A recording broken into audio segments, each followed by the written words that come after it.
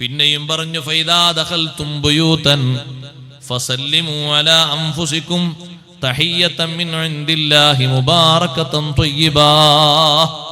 നിങ്ങൾ വീടുകളിലേക്ക് പ്രവേശിക്കുമ്പോ നിങ്ങൾ സലാം പറയണം. അലാ അൻഫുസികും, നിങ്ങൾ നിങ്ങളെ സ്വന്തത്തോട് സലാം പറയണം. പരസ്പരം വീട്ടിലുള്ളവർ അന്യോന്യം സലാം പറയണം. വീട്ടിലാരുമില്ലേ എന്നാൽ നിങ്ങളൊരു സലാം പറയണം. അസ്സലാമു അലൈനാ വഅലാ ഇബാദില്ലാഹി സ്വാലിഹീൻ. വീട്ടിലേക്ക് പ്രവേശിക്കുമ്പോ സലാം പറയണമെന്ന് പറഞ്ഞിടത്ത് തഹിയ്യതൻ മിൻ ഇൻദില്ലാഹ്, അല്ലാഹുവിൽ നിന്നുള്ളൊരു അഭിവാദ്യമാണല്ലോ സലാമു. റബ്ബ് തആലയോട് നടത്തുന്ന തഹിയ്യത്തല്ലേ. മുബാറകതൻ ത്വയ്യിബാ, ബറക്കത്താക്കപ്പെട്ടൊരു വചനമാണ് സലാമു. വളരെ വിശുദ്ധിയുള്ള ബറക്കത്താക്കപ്പെട്ട വചനം. അതേ, ആ വചനം ചൊല്ലിയാൽ വീട്ടിൽ വലിയ ബറക്കത്താണ്, വീട്ടുകാർക്കും വലിയ ബറക്കത്താണ്. അതുകൊണ്ടാണ് അഷ്റഫുൽ ഖൽഖ് സല്ലല്ലാഹു അലൈഹി വസല്ലം തങ്ങൾക്ക് 10 കൊല്ലം ഖിദ്മത്തെടുത്ത അനസ് ഇബ്നു മാലിക് റളിയല്ലാഹു അൻഹു വിളിച്ചിട്ട് തങ്ങൾ പറഞ്ഞു, അനസേ, ഞാൻ നിന്നോട് 3 കാര്യങ്ങൾ നിർദ്ദേശിക്കുകയാണ്. ആ 3 കാര്യം എപ്പോഴും ജീവിതത്തിൽ പാലിക്കണം, എപ്പോഴും ജീവിതത്തിൽ കൊണ്ട് നടക്കണം, ശീലമാക്കണം. അതിൽ നബി സല്ലല്ലാഹു അലൈഹി വസല്ലം നിങ്ങൾ പറഞ്ഞ 1-ാമത്തെ കാര്യം, മത്താ ലഖീത അഹദൻ മിൻ ഉമ്മത്തി ഫസല്ലിം അലൈഹി, എന്റെ ഉമ്മത്തിൽ നിന്ന് ഏതൊരാളെ കണ്ടാലും നീ സലാം ചൊല്ലിയേക്കണം. യത്തുൽ ഉംറുക, നിന്റെ ആയുസ് വർദ്ധിക്കും. സലാം പറഞ്ഞാൽ ആയുസിന് നീളം കിട്ടും. കാരണം ഒരു 10 ആളോട് അസ്സലാമു അലൈക്കും എന്ന് പറഞ്ഞാൽ തിരിച്ചു കിട്ടുന്നത് വഅലൈക്കുമുസ്സലാം. നിങ്ങൾക്ക് അല്ലാഹു രക്ഷ നൽകട്ടെ, രോഗം മാറ്റിത്തരട്ടെ, വിഷമം മാറ്റിത്തരട്ടെ, പ്രയാസം നീക്കിത്തരട്ടെ, സന്തോഷം ഏറ്റിത്തരട്ടെ, ബറക്കത്ത് നീട്ടിത്തരട്ടെ എന്നെല്ലാം അതിന്റെ അർത്ഥങ്ങളുണ്ട്.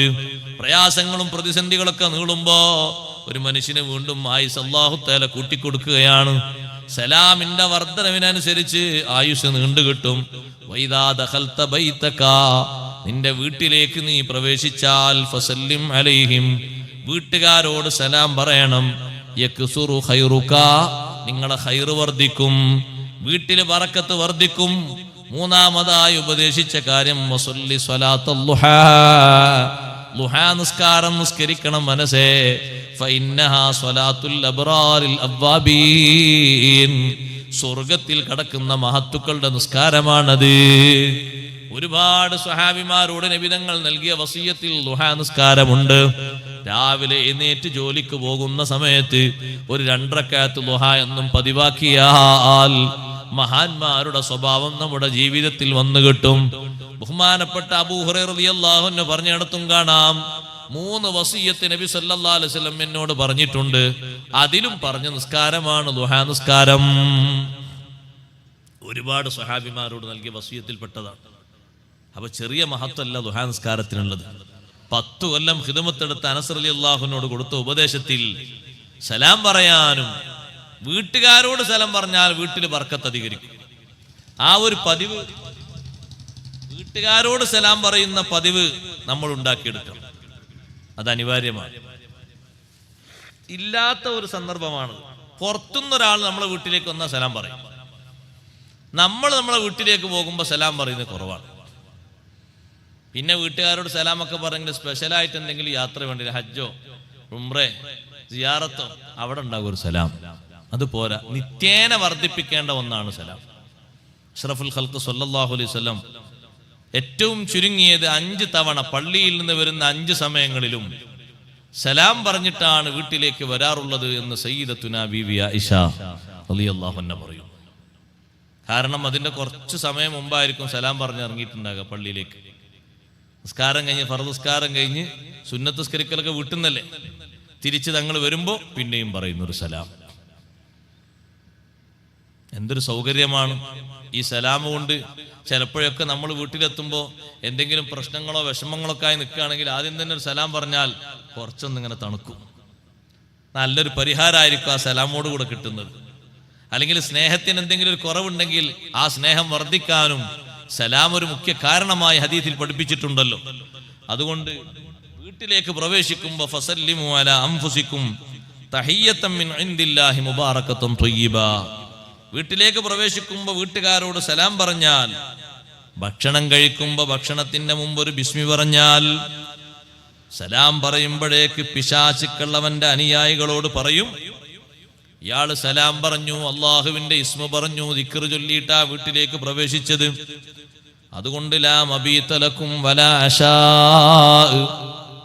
ഇന്ന് ഈ വീട്ടിൽ രാപ്പാർക്കാൻ പറ്റൂല, താമസിക്കാൻ പറ്റൂല, ഇന്നിവിടെ ഭക്ഷണം കഴിച്ചു കൂടാനും പറ്റൂല, നമുക്കിന്നതിന് തടസ്സമുണ്ട്. അള്ളാഹുവിന്റെ സലാം പറഞ്ഞിട്ടാണ് വീട്ടുകാരൻ അങ്ങോട്ട് കയറിയത്, അതുകൊണ്ട് നമുക്കിവിടെ രക്ഷയില്ല.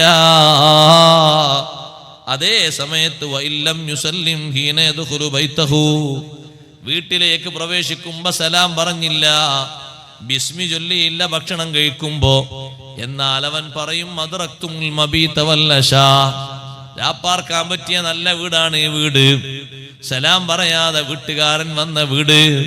പിശാചുക്കൾ നമ്മുടെ വീട്ടിൽ പതിയിരിക്കരുത്, അടയിരിക്കരുത്.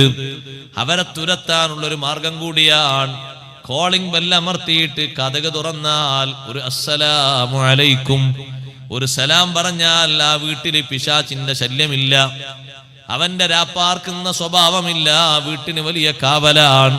അള്ളാഹുവിന്റെ ഇസ്മാണല്ലോ സലാം, അതങ്ങ് മുഴങ്ങിയാൽ പിശാച് പറയും ഇന്നിവിടെ നിൽക്കാൻ പറ്റൂല. പിന്നെ ഭക്ഷണം കൊണ്ടുവന്നപ്പോ ഭക്ഷണത്തിൽ വല്ല ചാൻസും കിട്ടുമോ നോക്കി, അവിടെ ബിസ്മിയും ചൊല്ലി അതും കഴിഞ്ഞു. കൂടെ പാടെ അവൻ നിരാശനായി മടങ്ങിപ്പോകുന്നു.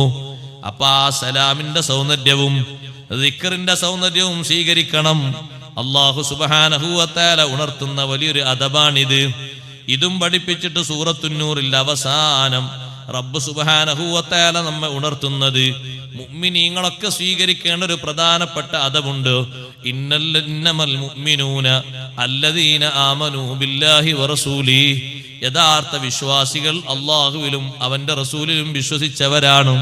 വഇദാ കാനൂ മഅഹു അലാ അംരിൻ ജാമിഇൻ, എന്തെങ്കിലും ഒരു പൊതുകാര്യത്തിൽ നബി സല്ലല്ലാഹു അലൈഹി വസല്ലമ നിങ്ങളെ കൂടെ വിശ്വാസികൾ നിലകൊള്ളുമ്പോ ലം യദ്ഹബൂ ഹത്താ യസ്തഅ്ദിനൂ, സമ്മതം ചോദിക്കുന്നത് വരെ പോകാൻ പാടില്ല. അതൊരു നേതാവിന്റെ കീഴിൽ നമ്മൾ നിൽക്കുമ്പോഴും അങ്ങനെയാ വേണ്ടത്. ഒരു മീറ്റിംഗിലാണ് നമ്മളെങ്കിലും അധ്യക്ഷനോട് സമ്മതം ചോദിക്കണം. അതൊരു അദബാണ്, ഒരു മര്യാദയാണ്. വീട്ടിലേക്ക് കയറി ചെല്ലാൻ ഇയാൾ ഉഷാറായിരുന്നു, പോയതെപ്പോഴാന്നറിയില്ല. അല്ല, നമ്മളെ വീട്ടിൽ വന്ന ഒരാളുണ്ടായിരുന്ന കുടുംബക്കാരൻ, അയാളെവിടെ? എല്ലാ റൂമിലും എല്ലാവരും തിരയാണ്. പിന്നെ ഫോൺ ചെയ്ത് നോക്കുമ്പോൾ മൂപ്പര് പറഞ്ഞു ഞാൻ എൻ്റെ വീട്ടിലെത്തിയിട്ടുണ്ട്. എന്നാ പിന്നെ പറഞ്ഞു പോണ്ടേ? പറഞ്ഞു പോകലാണ് ഒരു മര്യാദ, പറയാതെ പോകാൻ പാടില്ല, പറയണം. അങ്ങനെ വീട്ടുകാര് എന്തോ ഭക്ഷണം ഒറ്റൊക്കെ ഉണ്ടാക്കിയിട്ട് രാവിലെ വന്നിരുന്നല്ലോ ഒരു ഗസ്റ്റ്. ആരാ വന്ന്? ആരുമല്ല, സ്വന്തക്കാരൻ തന്നെ, ഉമ്മാന്റെ ആങ്ങളെയാണ്, അമ്മോനാണ്. അയാൾ നല്ല ഭക്ഷണമൊക്കെ ഉണ്ടാക്കി. എവിടെ പോയി? അങ്ങാടിയിലേക്ക് അങ്ങ് പോയിട്ടുണ്ടാവും, ചിലര് പറഞ്ഞു. അല്ല, സുബൈക്ക് പള്ളിയിൽ പോയിരുന്നു, പിന്നെ വന്നല്ലോ, പിന്നെ എവിടേക്ക് പോയി? പിന്നെ വേറെ എവിടേക്കും പോയോ? അയാളെ പരിചയക്കാരൊക്കെ നാട്ടിലുണ്ട്. പലരോട് അന്വേഷിച്ച് നോക്കി, ഭക്ഷണം വെച്ചത് വെറുതെ ആയി. വിളിച്ചു നോക്കുമ്പോൾ ആള് സ്വന്തം വീട്ടിലെത്തിയിട്ടുണ്ട്. പറയാതെ പോകരുത്, പറഞ്ഞു പോകലാണ് ഒരു മര്യാദ. തങ്ങളോടുകൂടെ എന്തെങ്കിലും ഒരു കാര്യത്തിൽ, യാത്രയിലോ അല്ലെങ്കിൽ പള്ളിയിലോ ഇൽമിന്റെ സദസ്സിലോ എവിടെയാണെങ്കിലും ലം യദ്ഹബൂ ഹത്താ യസ്തഅ്ദിനൂ, മുഅ്മിനീങ്ങൾ സമ്മതം ചോദിക്കാതെ പോകൂല. സമ്മതം ചോദിക്കാതെ പോകുന്ന ഒരു കൂട്ടരുണ്ട്. അത് താഴെ അല്ലാഹു പറയുന്നുണ്ട്, ഇന്നല്ലദീന യസ്തഅ്ദിനൂനക ഉലൈകല്ലദീന യുഅ്മിനൂന ബില്ലാഹി വറസൂലിഹി, അല്ലാഹുവിന്റെ റസൂലേ, തങ്ങളോട് സമ്മതത്തിന് വേണ്ടി വന്ന് കഴിയുന്ന ആളുകൾ അല്ലാഹുവിലും റസൂലും വിശ്വാസമുള്ളവരാണ്. അവര് വന്ന് സമ്മതം ചോദിച്ചാൽ ഫൈദസ്തഅ്ദനൂക, സമ്മതം ചോദിച്ചാൽ ബഅദി ശഅ്നിഹിം, എന്തോ ചില തിരക്കോ മറ്റോ കാര്യം ഉണ്ടായിട്ട് സമ്മതം ചോദിച്ചാൽ ഫഅ്ദൻ ലിമൻ ശിഅ്ത മിൻഹും, തങ്ങൾ ഉദ്ദേശിക്കുന്നവർക്ക് സമ്മതം കൊടുത്തേക്കുക. എല്ലാവർക്കും സമ്മതം കൊടുക്കാനുള്ള പറഞ്ഞിട്ടില്ല. നബി സല്ലല്ലാഹു അലൈഹി വസല്ലം നിങ്ങൾക്ക് സമ്മതം കൊടുക്കണമെന്ന് തോന്നി ആ സമ്മതം കൊടുക്കുക, അല്ലെങ്കിൽ വേണ്ട. വസ്തഗ്ഫിർ ലഹുമുല്ലാഹ്, അവർ സമ്മതം ചോദിച്ചതിൽ വല്ല വിഷമവും നിങ്ങൾക്ക് തോന്നിയതെങ്കിൽ അവർക്ക് വേണ്ടി അള്ളാഹുവിനോട് മാപ്പ് തേടണം. ഇന്നല്ലാഹ ഗഫൂറുർ റഹീം, അല്ലാഹു തആല കൂടുതൽ പൊറുക്കുന്നവനും കാരുണ്യവാനുമാണ്. സ്വഹാബത്തിന്റെ ശൈലി അതാണ്. നബി സല്ലല്ലാഹു അലൈഹി വസല്ലം തങ്ങളുടെ കൂടെ എന്തെങ്കിലും ഒരു വിഷയത്തിൽ, പ്രത്യേകിച്ച് നിസ്കാരം കഴിഞ്ഞിരിക്കുമ്പോ പെരുന്നാൾ നിസ്കാരം കഴിഞ്ഞിരിക്കുമ്പോ, ജമാഅത്ത് നിസ്കാരം കഴിഞ്ഞിരിക്കുമ്പോ, എന്തെങ്കിലും ഒരു വിഷയം ആലോചിക്കാൻ വേണ്ടി ഇരിക്കുമ്പോ പെട്ടെന്ന് അവിടുന്ന് എണീറ്റ് പോരുന്ന സ്വഭാവം അവർക്കില്ല. സമ്മതം ചോദിച്ച് സമ്മതം കിട്ടിയെങ്കിലേ പോരൂ. അവരുടെ ഈമാനിന്റെ വലിയ അടയാളമാണ്, വലിയ ലക്ഷണമാണ്.